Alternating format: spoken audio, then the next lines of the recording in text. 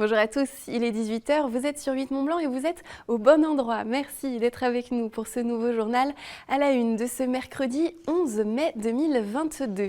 Ils sont réputés et très appréciés des cyclistes. Les grands cols savoyards seront très bientôt accessibles.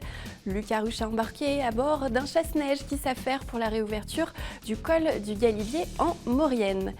Elles sont des poumons verts indispensables à notre survie. Les forêts sont menacées par le réchauffement climatique. En Haute-Savoie, l'épicéa pourrait être une des victimes de ce phénomène d'ici plusieurs années. Visite de terrain à Saint-Cergue dans ce journal. Je vous le disais à l'instant, le col du Galibier relie la Savoie aux Hautes-Alpes. Fermé pour l'hiver, il sera accessible de nouveau dès la fin du mois si tout va bien. La réouverture pourrait être plus précoce que d'ordinaire. En effet, l'hiver a été sec dans le secteur et il y a 2 à 3 fois moins de neige que d'habitude. Le travail des agents du département est donc un peu moins conséquent, mais tout aussi délicat, comme l'a constaté Lucas Ruche qui a embarqué à leur côté. Regardez. C'est l'un des moments les plus attendus de l'année pour ces agents départementaux. Le déneigement du col du Galibier est sur le point de se terminer. Culminant à plus de 2600 mètres d'altitude, le col routier reliant la Savoie aux Hautes-Alpes est considéré comme l'un des plus mythiques de France. À bord de son imposante machine, Patrick entame déjà son 17e déneigement du col du Galibier. Une activité impressionnante qu'il ne manquerait pour rien au monde. Le fait d'être dans un cadre comme le Galibier, avec des journées comme aujourd'hui, c'est splendide, on est vraiment bien. Ensuite, j'adore tout ce qui est conduite des machines, donc là je suis servi. Et puis l'originalité, et voilà. Pour le déneigement de ce col-là, le département de la Savoie mobilise 4 à 5 agents. Et cette année, ils ne mettront que 10 jours au lieu de 30 habituellement pour finir le travail. La faute à un niveau d'enneigement exceptionnellement faible. On a eu très peu de neige, de chute de neige cette année. On a eu aussi des variations de température qui ont gagné des hautes altitudes, donc la fonte un peu prématurée du manteau neigeux en altitude. Et je ne sais pas si on peut l'imputer au dérèglement climatique, mais effectivement ça surprend. La date précise de la réouverture du col n'est pour l'heure pas connue. L'objectif fixé étant d'ouvrir le tunnel avant le dernier vendredi du mois de mai. Une chose est cependant certaine, le peloton du Tour de France gravira bien le Galibier par 2 fois les 13 et 14 juillet prochains. Et nous restons en montagne avec un autre peloton. Notre premier invité du soir, il s'agit du commandant du PGHM de Haute-Savoie. Bonsoir, mon colonel Bertrand Host. Bonsoir. Merci d'être avec nous. Alors, au sortir de l'hiver, quel est le bilan pour le PGHM en Haute-Savoie ? Alors, le bilan du PGHM, en termes d'accidentologie, on a une augmentation de l'accidentologie par rapport aux 2 dernières années, mais qui avait été fortement touchée par le Covid. Voilà, ce qui fait que à la sortie de la saison hivernale, on a plus de 150 interventions supplémentaires, mais qui s'expliquent d'une part par le retour du tourisme international, voilà, et qui s'explique également, alors c'est la manière dont je l'analyse, par une pratique de la randonnée en raquette et à ski qui s'est bien développée pendant toute la période du Covid et qui persiste aujourd'hui, ce qui fait qu'on a une reprise d'activité anté-Covid qui s'additionne à voilà, cette pratique du ski de randonnée qui fait qu'aujourd'hui, voilà, on a une multiplication de l'accidentologie sur la randonnée à ski en raquette qui s'est multipliée par 4. Voilà, donc c'est un premier constat.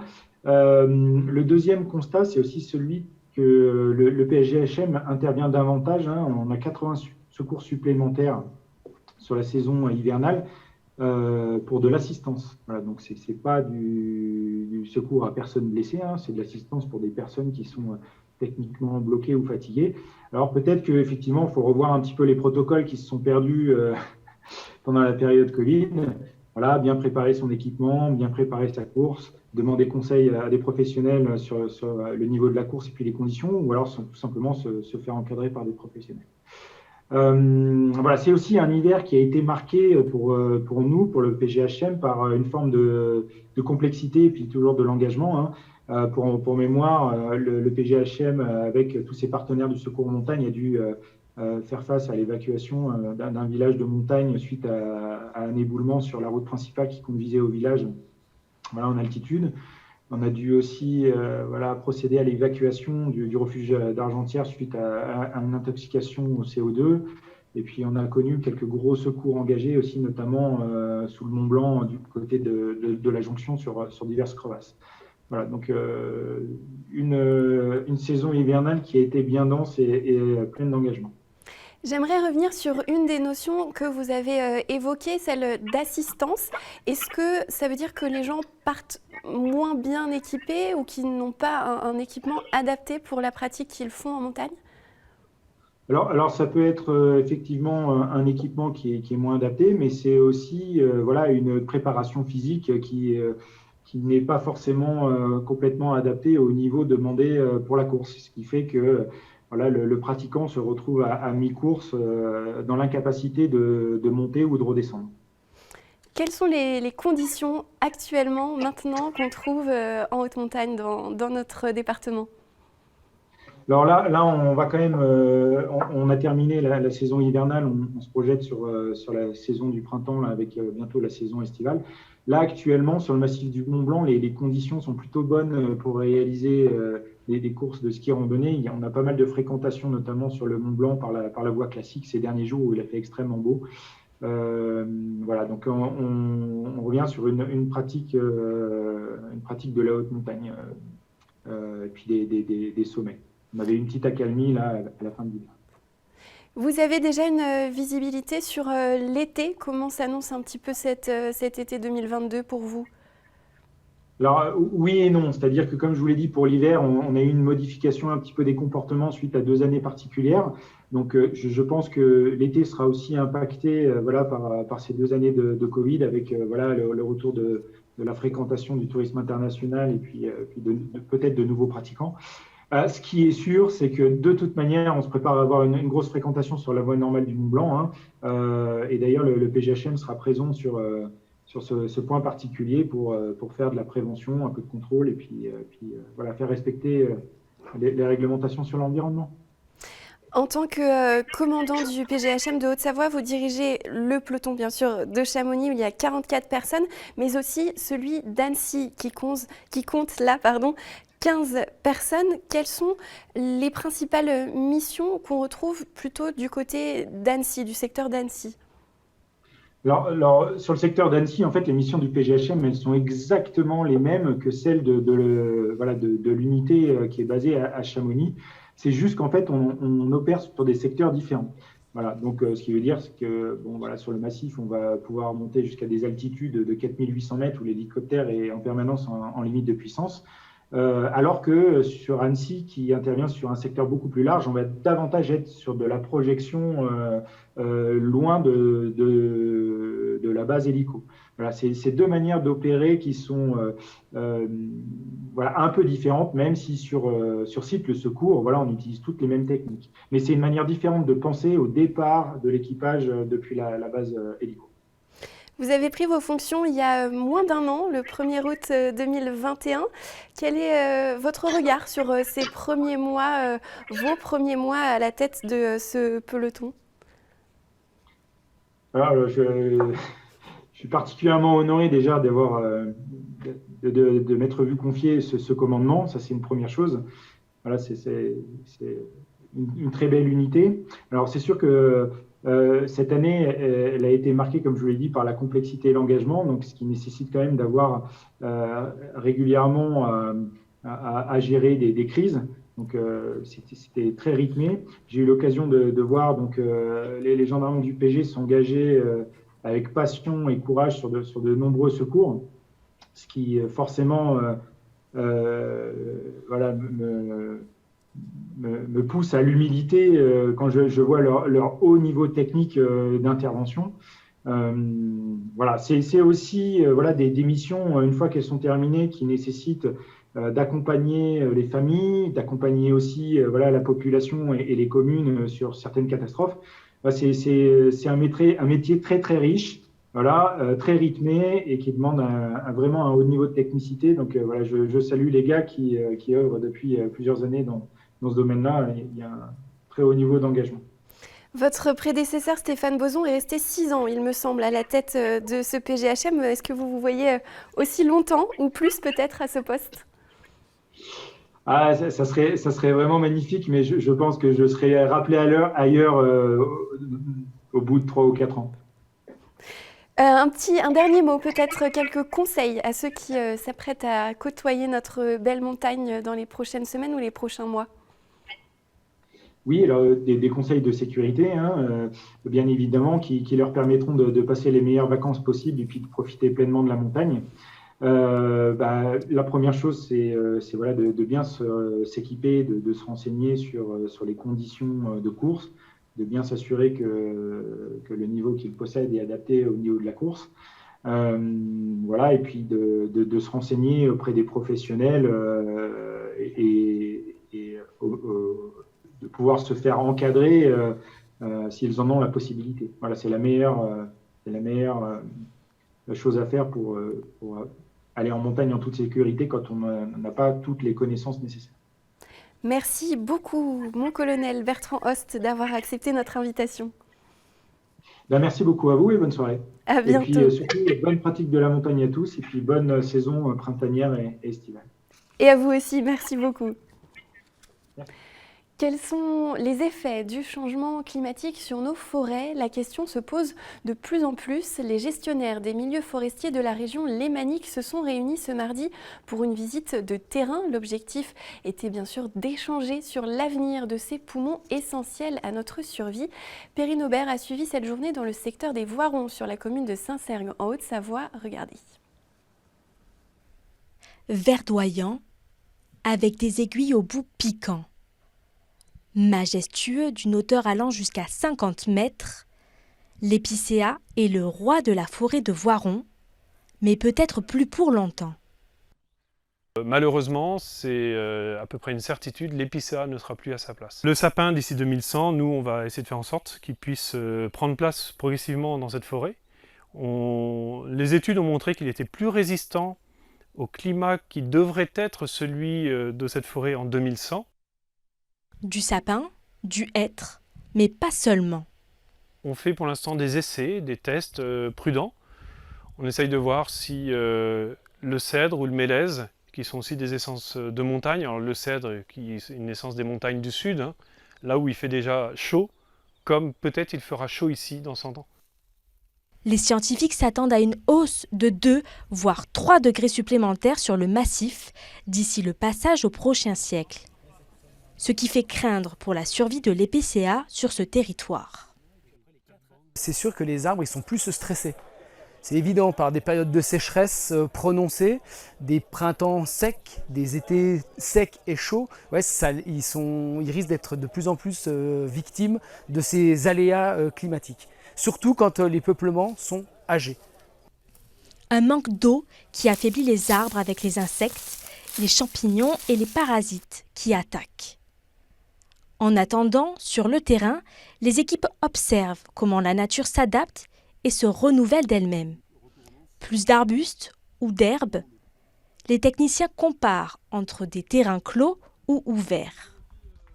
Par contre, l'inconvénient de ce milieu-là où il y a beaucoup de gibier, c'est la régénération des arbres, la régénération de la forêt qui est très difficile. Là, on voit un sapin qui est régulièrement mangé par les animaux. Donc là, ça a beaucoup de mal à pousser. Ce qui arrive à pousser, c'est des arbres qui poussent très rapidement, comme les érables ou des choses comme ça, qui n'est pas forcément l'essence qu'on cherche à avoir. Si la nature se régénère difficilement, il faudra alors agir en plantant. Et nous restons dans le domaine de l'environnement avec notre deuxième invitée du soir, toujours en visio, c'est la coordinatrice de l'association Solucir qui nous rejoint. Bonsoir Audrey Arnaud. Bonsoir. Merci d'être avec nous. Alors Solucir, c'est un salon qui propose des solutions pour mieux produire, mieux consommer, mieux recycler. Il aura lieu mardi et mercredi prochain à l'espace rencontre à Annecy-le-Vieux. Qui sont les participants à ce salon ?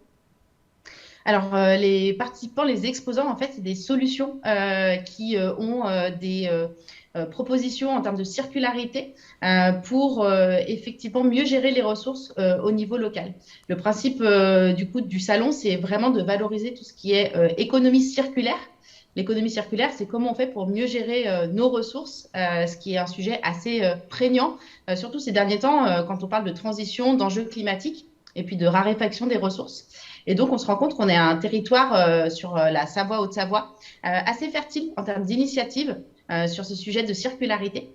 Et donc, c'est un salon sur lequel vous pourrez retrouver 92 exposants pour pouvoir mettre un pied dans l'économie circulaire.